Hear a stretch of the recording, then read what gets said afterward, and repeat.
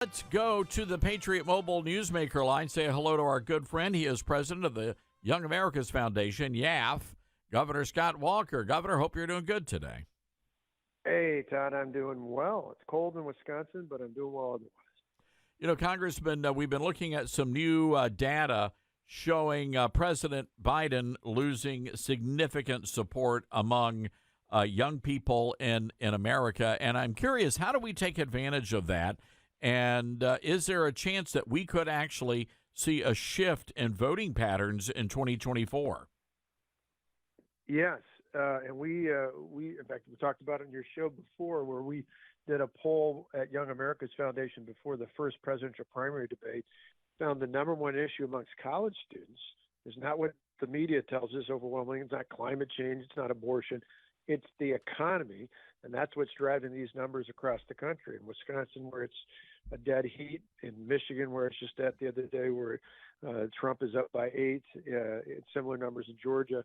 And so we can build on that, not only in the presidential election, but I think every conservative running, and for that matter, not just those candidates, but conservatives out campaigning, need to make a point to reach out to young people and tell them, how much better things were before Joe Biden, how much better they could be going forward. And that a big part of that is not expecting the government to do everything, because when they spend all that money, it drives the cost of goods and services up. And that's the last thing folks are worrying about, their rent or paying for their gas or their food need. We can make those inroads, but we got to connect the dots. And the problem with inflation being, 17%, a lot of these kids who have graduated college, who are in this Gen Z category, they can't even afford to put a down payment down on a house. They're having a hard time. Some of them are even, and we're hearing from these kids working sometimes 2 and 3 jobs just to make ends meet. Well, you're exactly right. I've got one of my sons and my daughter-in-law just got married this year. They're looking for a house. They both have good jobs, but they work extra on the side to save up for a house.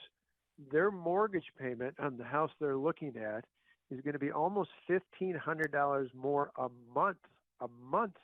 That as to where it was before Joe Biden took office. So when I sit on shows like Meet the Press, and some of these panelists next to me say, "Oh, well, the stock market's better, GDP's up," they don't connect to the reality that out in the rest of the country, not only are people overall paying almost $900 more per month just to live the way they did before Biden, but young people, exactly like you mentioned, like my son, like my daughter-in-law, trying to buy a home, trying to start out in their little piece of the American dream, they're paying so much more than they did before Joe Biden. And I think there's a real opportunity for conservatives, not just in this election, but long-term, make inroads with those younger voters. It's funny. I was on a tangent here, so excuse me, Governor, but I've been looking for a condo in Memphis. I don't like mowing grass, and so I found one, and I was waiting for the prices to go down a little bit. It was like in the the $600-700. No, it was in the $500,000 or $600,000 range.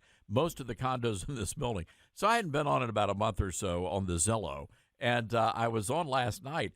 Holy cow! All of these condos are like $1.4 million.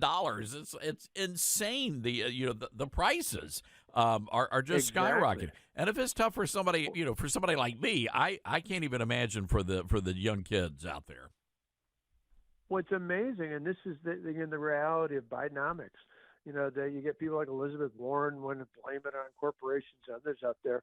People are smart. It's why not only with young people, but with many other non-traditional Republican voting groups are paying a lot more attention, not only to Donald Trump, but to others, because they feel like, people don't hear what they're saying. They don't understand what's really going on. And when you get these pundits trying to say, well, the economy's better, if you can't, even if inflation's leveled off, it has gone up so much during Biden's tenure that even with wages in some places going up somewhat, there still is such a gap between what families are bringing home versus what it costs them, again, not to live above and beyond where they were, but just to live where they were just a few years ago.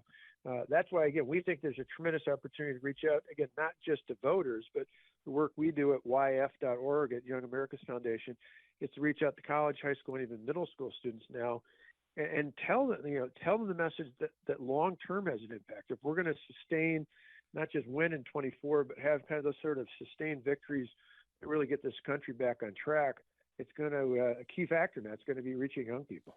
And this is one of the things I love about YAF, because sometimes people bristle when they hear, oh, politics or Republican.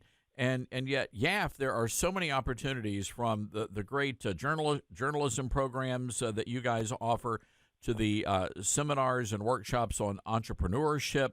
And I think especially, trying to introduce conservative precepts to minority young people and minority voters, going in and saying, hey, we've got some great, we're big friends of entrepreneurs, and introducing young people to the conservative value system that way, I think is so incredibly effective. It really is. I mean, in the end, if somebody wants to start up their own business, it's a great thing to remind them that the left is they're the ones that want to tell you what to do, when to do, and how to do it. And those of us on the right, we want you to live your piece of the American dream.